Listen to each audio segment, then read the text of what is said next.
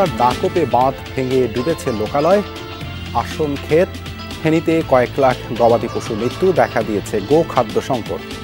সমস্যা কাঁচা ঘাসও নাই, শুকনা খেরও নাই, গরু ঘর ভাঙা গেছে, বন্যায় সব নিয়ে গেছে। বঙ্গবন্ধু সেতুতে বাস ট্রাক সংঘর্ষে বাবা ছেলে সহ নিহত ৩, আহত অন্তত ১০ জন, হাসপাতালে ভর্তি। ১৩ নম্বর পিলারের সামনে ঘটে দুর্ঘটনা। কয়েকজন মারা গেছে আমি সেটা জানি না, কিন্তু আমি যে পরে আসছিলাম এটাই আমি জানি। ধাক্কা লাগার পরে আমি আবার এই পাওটা ওই সিরিয়াসে বাড়ি খাইল। দখল নির্যাতনের জন্য নিজ গ্রামেও সমালোচিত আয়নাঘরের কারিগর জিয়াউল হাসান। ঝালকাঠিতে শত শত বিঘা জমির সাথে আছে মাছ, গরুর খামার ও বাংলো। রাত্রে আইসি আছে, থেরেট মেরে দিয়েছে, পিস্তল ধরছে মাথায়, অনেক মাইর দূর করছে। জোর করি আমাকে জায়গায় পুষ্কুনি পাইস দেওয়ার লই গেছে ওয়াল। ওনারে বাধা দেওয়া হয়েছে, এরপর উনি ভয় দেওয়া হয়েছে যে মারিয়ে লাই দেবো। মৌলভীবাজার সীমান্তে বিএসএফ এর গুলিতে নিহত স্বর্ণা দাসের বাড়িতে থামছে না আহাজারি, হত্যাকাণ্ডের বিচার চায় এলাকাবাসীও।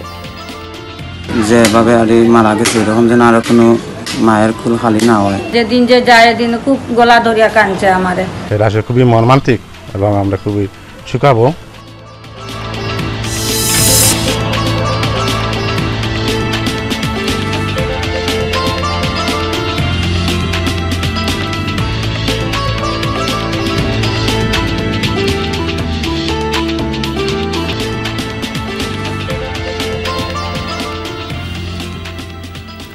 আমন্ত্রণ সংবাদ সারা দেশে আপনাদের সঙ্গে আছি আমি দেবাশিস রঞ্জন সরকার। এতক্ষণ শিরোনাম দেখছিলেন, এবারে বিস্তারিত। খুলনার দাকপে জোয়ারের পানিতে বাঁধ ভেঙে প্লাবিত হয়েছে লোকালয়, ডুবেছে আমন ক্ষেত। স্থানীয়রা জানান, জোয়ারের প্রভাবে শুক্রবার দুপুরে ঢাকি নদীর বাঁধ ভেঙে যায়। এতে পানখালী ইউনিয়নের খোনা গ্রামের একাংশে পানি ঢুকে পড়েছে, ডুবেছে কয়েকশো বিঘা জমির আমন ক্ষেতে। অবস্থায় চরম উৎকণ্ঠার মধ্যে পড়েছেন স্থানীয় বাসিন্দারা। স্থানীয়রা স্বেচ্ছাশ্রমে চেষ্টা করছেন কোনো রকমে মাটি দিয়ে বাঁধ মেরামতের। এর আগেও কয়েক দফা একই জায়গায় বেড়ি বাঁধ ভেঙে লোকালয়ে পানি ঢোকে।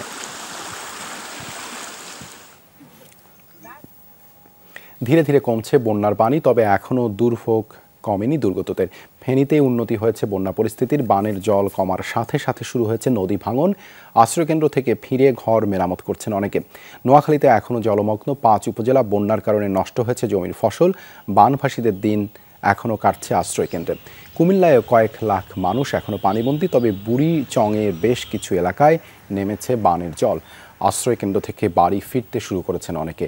লক্ষ্মীপুরেও ধীর গতিতে নামছে বন্যার পানি, খাল বিল দখলে থাকায় বানের জল নামতে সময় লাগছে।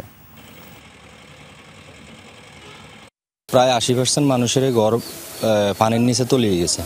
এর মধ্যে এখনো অনেক মানুষ আশ্রয়কেন্দ্রে আছে। যে খালগুলো আছে না, খালগুলো যদি সংস্কার করে দেওয়া হয় তাহলে পানি আরো দ্রুত নিষ্কাশন হবে। মানব সৃষ্ট বিভিন্ন জায়গায় বাঁধ থাকার কারণে এবং জাল থাকার কারণে আমাদের লক্ষ্মীপুরের এখন পানিগুলো একদম নামতেছে না। বন্যার আরও খবর জানাতে লক্ষ্মীপুর থেকে যুক্ত হচ্ছেন সহকর্মী আনিস কবির। আনিস, এখনও পানিবন্দী মানুষের সংখ্যা কেমন, দুর্গতদের ঘুরে দাঁড়ানোর চিত্রটা জানাবেন। দেবাশিস, আসলে কিন্তু পানির ধীরগতিতে কমতেছে এটি আমরা দেখতে পাচ্ছি, তবে এখনো সেভাবে পানি কমতেছে, এতে করে মানুষের দুর্ভোগ কিন্তু এখনো কমে। তবে কিছু অংশে মানুষ আশ্রয়কেন্দ্র থেকে বাড়ি ফিরতে শুরু করেছেন, আমরা সেটাও দেখতে পাচ্ছি।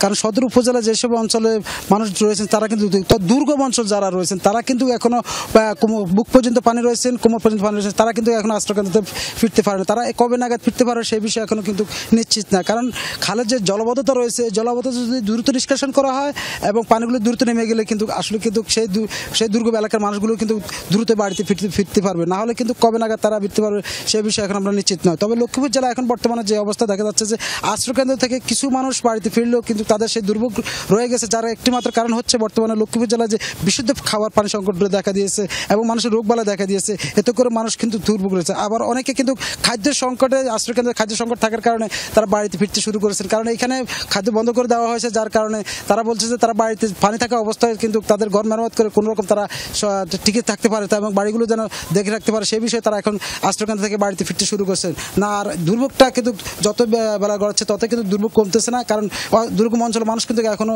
পানিবন্দী অবস্থা রয়ে গেছেন। দেবাশিস, ধন্যবাদ আনিস যুক্ত হবার জন্য।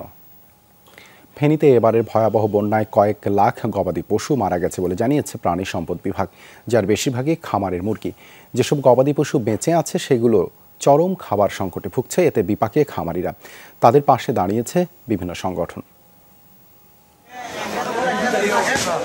প্রচণ্ড গরম, তার উপর লম্বা লাইন। পুরুষদের পাশাপাশি দাঁড়িয়েছেন নারীরাও, সংগ্রহ করছেন গবাদি পশুর খাদ্য।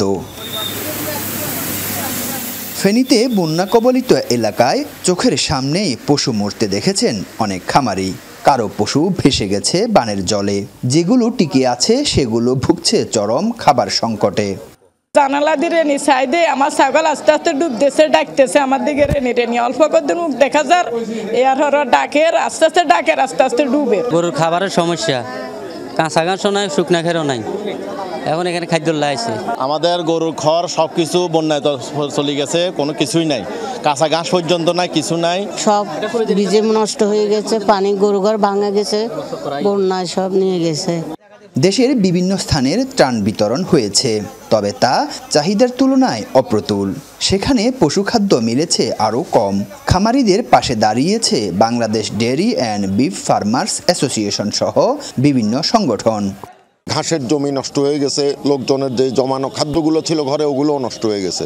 তো ওই জন্যই আমরা নিজেরা যেহেতু ফার্মার সবাই, আমরা আসলে অনুধাবন করছিলাম যে আমাদের মনে হয় খামারি ভাইদের আসলে সাহায্য লাগবে। অনেকের গরু অনাহারে অর্ধাহারে মারা যাচ্ছে। তা আমরা খবর পাওয়ার পরে আমাদের যে সীমিত সামর্থ্য সে অনুযায়ী আমরা আজকে এখানে গোখাদ্য বিতরণ করতে এসেছি। প্রাণী সম্পদ কর্মকর্তারা বলছেন, ফেনীতে এখন জরুরি ভিত্তিতে গোখাদ্য ও খামারিদের পুনর্বাসন দরকার। সরকারের সহযোগিতা কামনা করেছেন তিনি। ইমার্জেন্সি গোখাদ্য সাহায্যের পাশাপাশি এদেরকে পুনর্বাসন করা, এখন পুনর্বাসনটা করা হলো সরকারি একটি নীতিগত ব্যাপার। আশা করি সরকার সেই আপনার প্রসেসের মধ্যে আছে। প্রাণী সম্পদ বিভাগের তথ্য মতে বন্যায় বেশি মারা গেছে খামারের মুরগি, গরু, ছাগল ও ভেড়া রয়েছে অন্তত 15,000। এতে এই খাতে ক্ষতি দাঁড়িয়েছে 300 কোটির বেশি। আরিফুর রহমান, যমুনা নিউজ, ফেনী।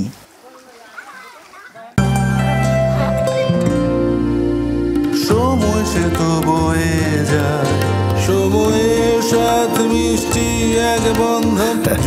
এভাবে সময় পাল্টে যায়, কিন্তু ডিপ্লোমা সে একই সাথে একই মানে যুগ যুগ ধরে রয়ে যায়। New Zealand dairy, excellence in quality. সিরাজগঞ্জে বঙ্গবন্ধু সেতুতে বাস ট্রাক সংঘর্ষে বাবা, ছেলে সহ 3 জন নিহত হয়েছেন, আহত কমপক্ষে 10 জন। ভোরে সেতুর 13 নম্বর পিলারের সামনে হয় এই দুর্ঘটনা। পুলিশ জানায়, সিরাজগঞ্জ থেকে যাত্রী নিয়ে ঢাকা যাচ্ছিল ঢাকা এক্সপ্রেসের একটি বাস। পথে নিয়ন্ত্রণ হারিয়ে সামনে থাকা পাথরবাহী একটি ট্রাকে ধাক্কা দেয়। বাসটি দুমড়ে মুচড়ে যায় বাসের সামনের অংশ। ঘটনাস্থলে মারা যান বাসে থাকা রইসুদ্দিন, তার ছেলে শাহরিয়ার রিপু এবং আরেক যাত্রী চন্দ্রশেখর। আহত 10 জনকে উদ্ধার করে সদর হাসপাতালে নেয় স্থানীয়রা। বাসটি জব্দ করে পুলিশ। সেতুর মাঝপথে অ্যাক্সিডেন্টটা হয়েছে। কয়েকজন মারা গেছে আমি সেটা জানি না, কিন্তু আমি যে পরে আসছিলাম এটাই আমি জানি। ধাক্কা লাগার পরে আমি আবার এই পাওটা ওই সিরিয়াসে বাড়ি খাইলো। বাড়ি খাওয়ার পরে আমি তার সামনে রাখা দেখি, সামনে দেন দরজা মজা যা ছিল লোকজন ছিল সবাই আহত। পাবনায় থানা ঘেরাও করে বিক্ষোভ করেছে বৈষম্য বিরোধী ছাত্র আন্দোলনের শিক্ষার্থীরা। সকাল থেকেই সদর থানার সামনে জড়ো হয়, বিক্ষোভ মিছিল করতে থাকে তারা। শিক্ষার্থীরা জানায়, ছাত্র জনতার আন্দোলনে আগস্টের 4 তারিখ আওয়ামী লীগ নেতাকর্মীদের গুলিতে নিহত হয় পাবনার 2 শিক্ষার্থী জাহিদ এবং নিলয়। সে সময় ময়নাতদন্ত ছাড়াই তাদের দাফন করা হয়। পরে আদালত থেকে 2 জনের মরদেহ কবর থেকে উত্তোলন করে ময়নাতদন্তের জন্য পুলিশকে নির্দেশ দেন আদালত। এরই জেরে থানার সামনে জড়ো হয়ে বিক্ষোভ করে শিক্ষার্থীরা।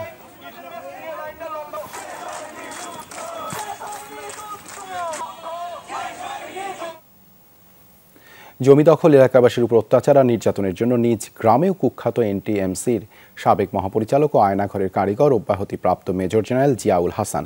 ক্ষমতার অপব্যবহারের অভিযোগ আছে তার বিরুদ্ধে। স্থানীয়রা বলছেন, ঝালকাঠিতে শত শত বিঘা জমি পাওয়া গেছে জিয়ার মালিকানায়। এসব জমিতে গড়ে তুলেছেন মাছের প্রজেক্ট, গরুর খামার আর বাংলো। গ্রামবাসীর কাছ থেকে জোরপূর্বক এসব জমি ছিনিয়ে নেওয়ার অভিযোগ আছে। জমি না দিলে নেমে আসতো অকথ্য নির্যাতন আর হয়রানি। সম্প্রতি তার গ্রেপ্তারের পর মুখ খুলতে শুরু করেছে ভুক্তভোগীরা। ন্যাশনাল টেলিকমিউনিকেশন মনিটরিং সেন্টার NTMC-র সাবেক মহাপরিচালক ও অব্যাহতিপ্রাপ্ত major general Ziaul Ahsan 5 August Awami League সরকার পতনের পর গ্রেফতার হন। তার বিরুদ্ধে খুন, গুমসহ নানা অপরাধের অভিযোগ রয়েছে। গ্রেফতারের পর একে একে সামনে আসছে জিয়ার অপরাধ। অভিযোগ উঠেছে নামে বেনামে বিপুল জমি দখল করেছেন নিজ গ্রাম ঝালকাঠি সদরের প্রতাপপুরে। জিয়া স্থানীয়দের কাছে তপু মিয়া নামেই বেশি পরিচিত। স্থানীয়রা বলছেন গ্রামে অন্যের জমি জবরদখল আর নামমাত্র মূল্যে লিখিয়ে নিয়ে করেছেন মাছের প্রজেক্ট, গরুর খামার, নার্সারি আর বিলাসবহুল বাংলো। রাত্রে আসিয়াছে, থেরেট মেরে দিয়েছে, পিস্তল ধরছে মাথায়, অনেক মাইরদুর করছে। মাইরদুর করার পর আমাকে এই জায়গা ঢুকতেছে, এই আর কিছু দেয় না। আমাকে বলছে যে না তোমরা জায়গা পাবা না। এইপর আমাকে ওই পাশ দিয়ে জায়গা কাটিয়ে এবার বাড়ি বান্ধি লইতেছে। আমাকে বান্দা বাড়িতে হে লই গেছে। এরা তো এই র্যাপের হে জোর করি আমাকে জায়গায় পুষ্কুনি পাশ দিয়ে লই গেছে ওয়াল। এখন আমরা কি করবো? আমরা তো হের লোক ঝগড়া করি আর পারি না। ওখান থেকে আমার সে জায়গাতে মাইপার দিয়ে উনি নিছে, ওই ভিতরে আমার একটা জায়গা আছে। আর ওই জমিনে পুরো জমিটা আমাদের এক দাগে রাখি আমাদের বাড়ি। যত বাথরুমের পাইপ সব আমার এই সাইডে, সব এই সাইডে। চলেন একটু ওই যে যাই দেখি। অ্যাগ্রো ফার্মে 20 বিঘা সহ ইউনিয়নের বাঙ্কুরা ও কুতুবকাঠি মৌজায় অন্তত 200 বিঘা জমি রয়েছে জিয়াউল আহসানের। এসব দেখাশোনা করত জিয়ার অনুগতরা। প্রজেক্টের কারণে ক্ষতিগ্রস্ত হন আশপাশের জমির মালিকরা। এ নিয়ে প্রতিবাদ করতে গেলে গ্রামবাসীর উপর নেমে আসত অকথ্য নির্যাতন। ওনারে বাধা দেওয়া হয়েছে, এরপর উনি ভয় দেওয়া হয়েছে যে মারিয়ে লাই দেবো। জায়গায় মানুষ একটা জোর গলায় কথাও বলতে পারতো না। জোর গলায় কথা বললেও এখানে তার দেখার জন্য হুমায়ুন ছিল, র্যাবের নাকি। এই হুমায়ুন অনেকের মাইকদরও করছে। কোনো কেউ মানুষ বললে কেয়ার করতো না যে এর উপরে একজন আজ দেখে যে কয় আমার সে করতে পারছে, আমি করতে আছি সব। জিয়াউল হাসানের প্রভাব খারাইয়া সবসময় হেরা সবসময় এই প্রভাব দেখাইতো। এক রাইতে ধরিলই যাবে, নাইল দিনে এই ধরিলই যাবে, কিছু করতে পারবে না, কিছু না। জিয়া গ্রেফতারের পর থেকে পলাতক তার সাঙ্গপাঙ্গরা। তাদের আইনের আওতায় আনার দাবি সচেতন নাগরিকদের। যদি অন্যায়ভাবে সে যদি কোনো সম্পদ অর্জন করে থাকে, সেটি দুদক রাষ্ট্রীয় অনুকূলে বাজেয়াপ্ত করতে পারে অথবা বিচার আওতায় আনতে পারেন। দুদক এটাকে ইনকোয়ারি করুক, ইনকোয়ারি করে ভালোভাবে এটা দেখুক, যদি তার হয় অবশ্যই তার শাস্তি হওয়া উচিত। গুম আর আয়নাঘরের প্রধান কারিগর জিয়া এলাকায় গড়ে তুলেছেন দানবীরের ইমেজ। প্রতিষ্ঠা করেছেন মাদ্রাসা, ফাউন্ডেশন সহ বেশ কিছু ধর্মীয় ও সামাজিক প্রতিষ্ঠান। আমিন বাবু, যমুনা নিউজ। চট্টগ্রাম ওয়াসার অনিয়ম দুর্নীতি তদন্তে কাজ শুরু করেছে স্থানীয় সরকার বিভাগ। সকালে ওয়াসা ভবন পরিদর্শন করেন স্থানীয় সরকার বিভাগের মহাপরিচালক সহ 3 সদস্যের তদন্ত কমিটি। এ সময় ওয়াসার সমাপ্ত বিভিন্ন প্রকল্পের নথিপত্র যাচাই করেন তারা। বৈঠক করেন ওয়াসার ব্যবস্থাপনা পরিচালক সহ প্রকল্প সংশ্লিষ্টদের সাথে। তদন্ত শেষে দুর্নীতির সাথে জড়িতদের বিরুদ্ধে প্রতিবেদন জমা দেয়া হবে বলে জানানো হয়। চট্টগ্রাম ওয়াসাকে আগে থেকে আমরা জানিয়েছি এবং সেইভাবে আমরা তদন্ত পরিচালনা করছি এবং আমরা এখনো তদন্তের মধ্যে আছি। এটি শেষ হলে আমরা তদন্ত কার্যক্রম শেষ হলে আমরা আমাদের প্রতিবেদন সরকারের কাছে উপস্থাপন করব। আমি দুর্নীতির ব্যাপারে আমাদের চ্যালেঞ্জ দিয়ে বলছি যে চট্টগ্রাম শহরের 500 কন্ট্রাক্টর আছে ওয়াসাতে, একটা কন্ট্রাক্টর যদি আপনাকে বলে ফজল সাহেবকে টাকা দিচ্ছি, তাহলে সেদিন আমি এখান থেকে একদম উঠে সঙ্গে আপনাদের সামনে থেকে বাড়ি চলে দেবো। মৌলভীবাজারের কুলাউড়া সীমান্তে ভারতীয় সীমান্তরক্ষী বাহিনীর গুলিতে নিহত কিশোরী স্বর্ণা দাসের বাড়িতে চলছে শোকের মাতম। বাকরুদ্ধ পরিবার, হত্যাকাণ্ডের বিচার চায় এলাকাবাসী। ঘটনার সময় মায়ের সাথেই ছিল স্বর্ণা। চোখের সামনে সন্তানের এমন মৃত্যুতে যেন স্তব্ধ হয়ে গেছেন মা সঞ্জিতা দাস। 8ম শ্রেণীর ছাত্রী স্বর্ণা দাস জুড়ি উপজেলার কালনিগড় গ্রামের পরেন্দ্র দাস ও সঞ্জিতা দাস দম্পতির মেয়ে। গেল 1 সেপ্টেম্বর রাতে লালারছড় সীমান্ত এলাকায় বিএসএফের গুলিতে নিহত হয় স্বর্ণা। ঘটনার পর থেকেই বাকরুদ্ধ পরিবার। মেয়েটা লইয়া যাইতাম না, মার বাইর লগে দেওয়া করার লাগে। মেয়েটা পাগল হয়েছে, তাই মামাইন দেখতো, এই জন্য গেছিলাম। দুর্ঘটনা হয়েছে আমার দোলানোর জন্য। আমার বোন যেভাবে আর মারা গেছে, এরকম যেন আরো কোনো মায়ের কুল খালি না হয়। আমার মায়ের রক্তাও চাওয়া। ঘটনার 2 দিন পর মরদেহ হস্তান্তর করে ভারতীয় সীমান্তরক্ষী বাহিনী। মৃত্যুর খবর প্রকাশ হতেই সমালোচনার ঝড় ওঠে দেশজুড়ে। হত্যাকাণ্ডের বিচার চায় এলাকাবাসী। সেটা আসলে খুবই মর্মান্তিক এবং আমরা খুবই শুকাবো এবং এই পরিবার আসলে তো নিরীহ একটা পরিবার। খুব ভালোবাসি তাই বাজে সব যেখানে গেছে যেন প্রাইজ পাইছে তাই ম্যাডাম অনেক তাই আদর করি সেই তারা ভালো লাগছে দিছে। যেদিন যে যায় দিন খুব গলা ধরিয়া কাঁদছে আমারে, কান্দিয়া কইছে মাঝি যদি কোনো ভুল চুপ করিয়া থাকি তো মাফ করিও। তা আমি কইছি মা গো মামা বাড়ি মানুষে গেলে খুশি হয়ে যা মা মঙ্গল মতন ঘুরিয়ে আইল। স্বর্ণা হত্যার ঘটনায় বাংলাদেশের পক্ষ থেকে কড়া প্রতিবাদ জানিয়ে ভারতে চিঠি পাঠানো হয়েছে। জঘন্য এ কাজের পুনরাবৃত্তি রোধ ও সব সীমান্ত হত্যার তদন্ত পরিচালনা, দায়ী ব্যক্তিদের চিহ্নিত করে বিচারের আওতায় আনতে ভারত সরকারের প্রতি আহ্বান জানিয়েছে বাংলাদেশ সরকার। সাবরিনা লিজা, যমুনা নিউজ। এই ছিল সংবাদ সারা দেশের এখনকার আয়োজনে। এতক্ষণ সাথে থাকার জন্য ধন্যবাদ সবাইকে।